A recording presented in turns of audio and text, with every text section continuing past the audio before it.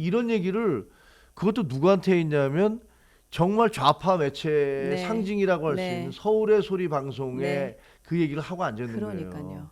근데 서울의 소리 방송 아시지만 네. 김건희 여사하고 7시간 몇 분 동안의 음, 녹취록을 그때 공개를 그래요. 해서 네, 맞아요. 엄청 타격을 줬고 네, 네, 네.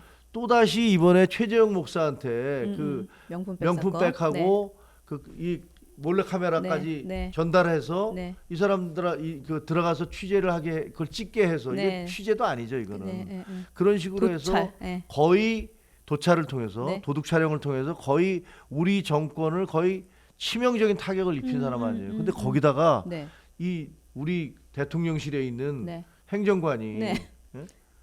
그런 얘기를 하고 앉아 있는 거예요.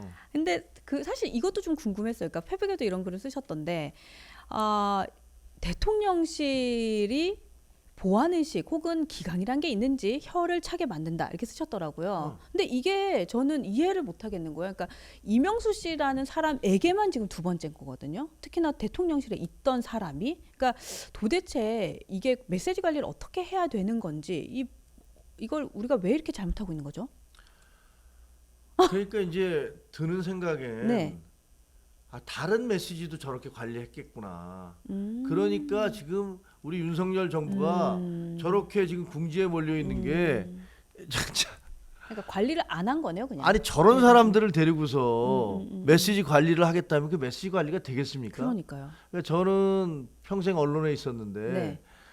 정말 기가 막히더라고요. 그러니까요. 네. 그러니까 사실 그러니까 우리가 기본적으로는 기자님들도 그러신 것 같은데 무조건 다 녹취를 하지 않나요? 그렇죠. 그쵸? 기자들과의 통화는 대부분 다 녹취가 된다고 네, 봐야 네. 되죠. 근데 일단은 녹취가 된다는 생각을 하고 말하고 있다라는 생각은 전혀 들지 않았던 것 같아요.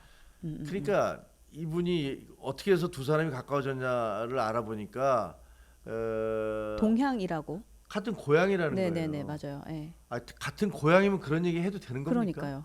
근데 그분이 한 얘기들을 들어보세요. 네, 네. 대통령한테 뭐 꼴통이라는 이런 아니 어떻게 이런 표현을 대통령실에 근무했던 그러니까. 사람이 쓸 수가 있냐고요. 네네네네.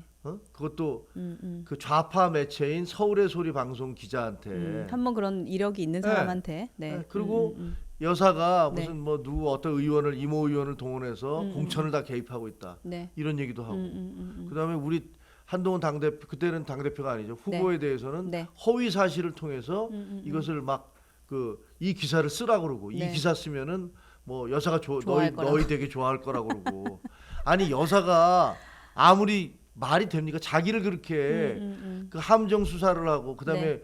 녹음을 해서 공개한 사람을 그 기사를 썼다고 좋아를 해요? 이게 말이 안 되는 소리인데 네. 그런 아이, 얘기 참. 자체를 하는 것도 이해가 잘 안 되더라고요. 저는. 근데 사실 제가 이제 페북의 얘기를 좀 조금만 더 나눠 보면, 그러니까 지난 경선 때 한동훈을 죽이려는 다양한 시도가 있었던 건 알고 있었다. 하지만 좌파 매체까지 동원했을 거라고는 상상을 못했다. 이렇게 얘기를 하셨는데 저는 이제 한동훈을 죽이려는 다양한 시도, 요게 약간 좀 눈이 가더라고요. 그래서